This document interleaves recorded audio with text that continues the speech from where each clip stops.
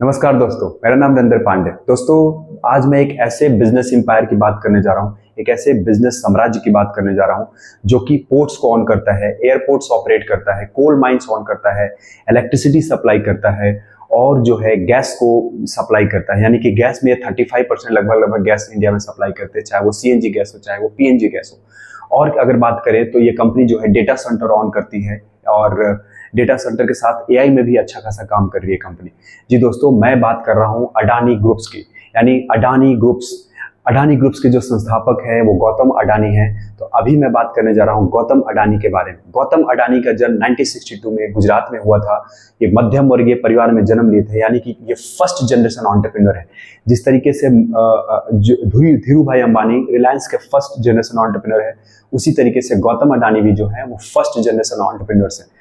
अच्छा, गौतम अडानी की अगर बात करें तो उनको जो है पढ़ने में खासा रुचि नहीं थी, पढ़ाई में वो इंटरेस्टेड नहीं थे। लेकिन ऐसा नहीं को पढ़ाई को महत्व नहीं देते, लेकिन पढ़ाई में उनको कोई इंटरेस्ट नहीं था, इसलिए वो जो है वो बेटर अपॉर्चुनिटी के लिए, पैसा कमाने के लिए मुंबई चले आते हैं। जी हाँ, जब वो मुंबई आते हैं तो वहाँ पे वो डायमंड सॉर्टिंग का बिजनेस स्टार्ट करते हैं, जिसमें उनको पहली बार ये समझ में आता है कि ट्रेडिंग और सप्लाई चेन से अच्छा खासा पैसा कमाया जा सकता है। लेकिन बाद में वो अपने भाई को बिजनेस संभालने के लिए वो अहमदाबाद रिटर्न होते हैं और अहमदाबाद में जो है वो पाइप्स का बिजनेस शुरू करते हैं। पाइप्स के बिजनेस में जब अच्छा खासा बिजनेस करने लगते हैं तो उनको तभी समझ में आता है, पहली बार उनको समझ में आता है कि जो पाइप्स का जो मैन्युफैक्चरर है वो बेसिकली कोरिया में है, तो वो कोरिया जाना चाहते हैं। तो वहां से उनको इंटरनेशनल एक्सपोर्ट इंपोर्ट यानी कि इंपोर्ट एक्सपोर्ट का समझ शुरू होता है। जब जैसे जैसे कंपनी आगे बढ़ने लगती है तो 1995 में पहली बार जो है वो पोर्ट्स को खरीदने के बारे में चर्चा, क्योंकि जो कंपनी जो है अच्छा खासा पैसा कमाने लगती है, रेवेन्यू आने लगता है, तो पहली बार जो है वो पोर्ट्स खरीदने के बारे में सोचते हैं, जिसका नाम होता है मुद्रा पोर्ट्स। अच्छा, मुद्रा पोर्ट्स को खरीदने के पीछे कहानी ये होती है कि अडानी को समझ में आ जाता है कि अगर मुझे बिजनेस, क्योंकि जब वो प्रोडक्ट्स बाहर से क्योंकि इनकी कंपनी जो है एक्सपोर्ट इंपोर्ट की बिजनेस कर रही थी 98 में 1988 में इंपोर्ट एक्सपोर्ट की बिजनेस कर रहा था कंपनी। तो उनको पहली बार समझ में आता है कि इंपोर्ट एक्सपोर्ट में बहुत ज्यादा पावर है, अच्छा खासा पैसा कमाया जा सकता है। लगभग 1988 में जो है वो हर चीज वो इंपोर्ट एक्सपोर्ट कर रहे थे। आपको पता होना चाहिए कि 1990 में जो है वो इकोनॉमिक लिबरलाइजेशन होता है, जब मनमोहन सिंह की सरकार बनती है, मनमोहन सिंह जब वित्त मंत्री होते हैं, तो 1991-92 में जो है वो लिबरलाइजेशन पॉलिसी आती है, जिसको हम ग्लोबलाइजेशन पॉलिसी बोलते हैं। तो उसकी शुरुआत होती है, तो उसका गौतम अडानी बहुत अच्छे से फायदा उठाते हैं। मुद्रा पोर्ट्स, वो पोर्ट्स को खरीदते हैं, पोर्ट्स को वहां पे डेवलप करते हैं और वहां से उनका जो है वो अच्छा खासा एक तरह से ब्रेक थ्रू बोल सकते हैं, ब्रेक थ्रू स्टार्ट हो जाता है मुद्रा पोर्ट्स के आने से। मुद्रा पोर्ट्स में वो अच्छा खासा काम करते हैं और वहां से उनको रेवेन्यू आता है। कैसे आता है? जहाज को रुकने पे वो चार्ज लेते हैं, वहां पे जो स्टोरेज होता है वेयर हाउस, उससे पैसा कमाते हैं। मुद्रा पोर्ट्स डेवलप होता है, तब उनको ये समझ में आता है कि अच्छा और वो क्या इंपोर्ट एक्सपोर्ट कर सकते हैं।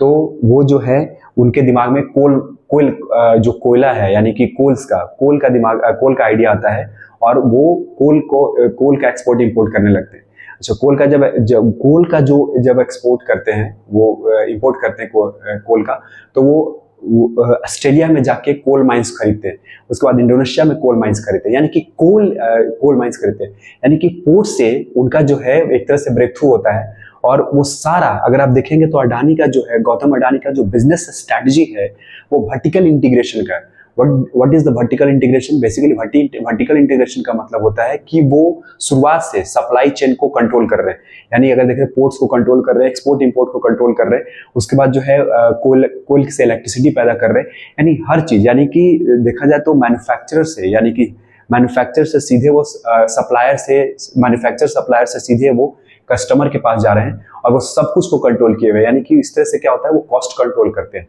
इसको हम वर्टिकल इंटीग्रेशन बोलते हैं। बाद में जो है अडानी जो है वो फिर कुछ और भी खरीदने की, क्योंकि देखिए इनका जो बिजनेस करने का स्ट्रेटजी वो ये है कि वो इंफ्रास्ट्रक्चर्स पे जोर देते हैं।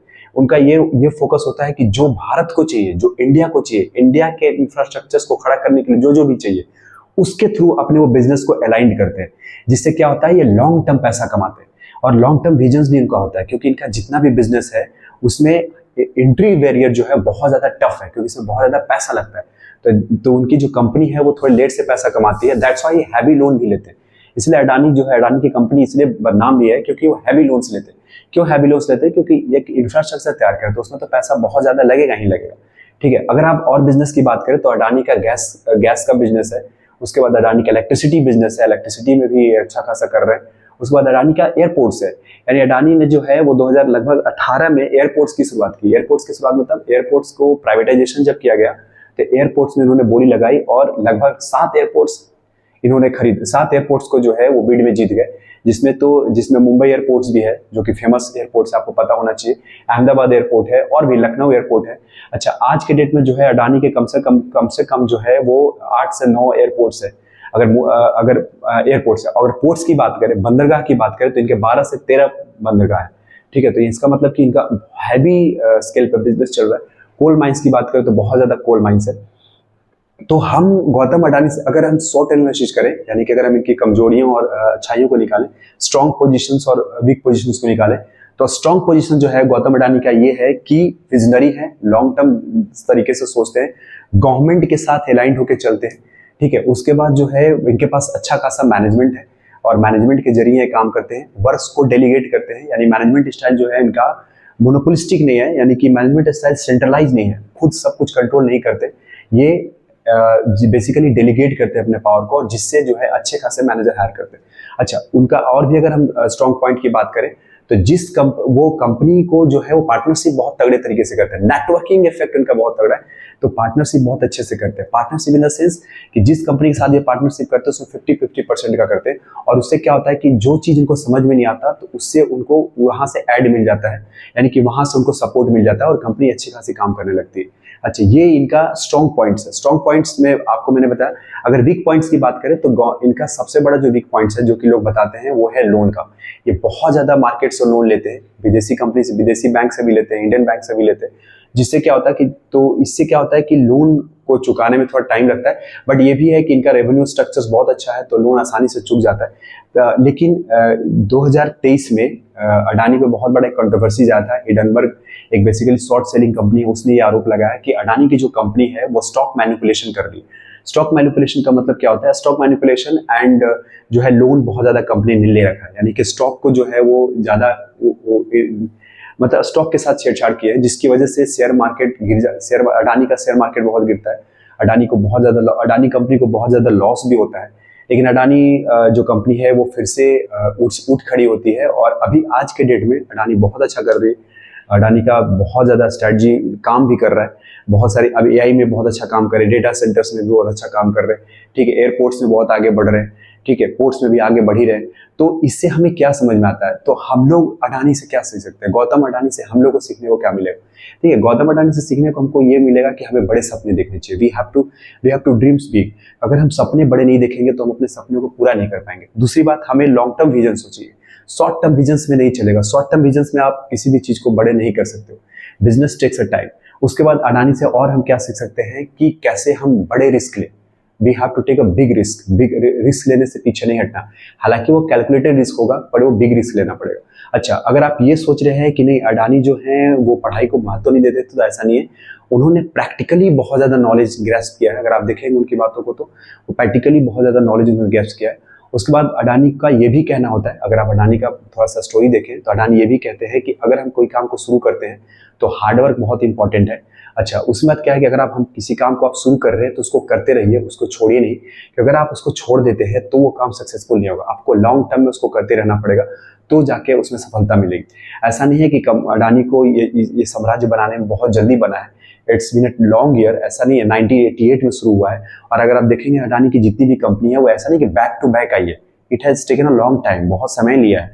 आप देखें 1988 में शुरू किया, 1995 में पोर्ट लिया है। ठीक है, उसके बाद अगर आप देखोगे तो 2006 के लगभग जो है वो बहुत सारे कोल माइंस का जो बिजनेस उन्होंने स्टार्ट किया वो 2000 के बाद ही किया है।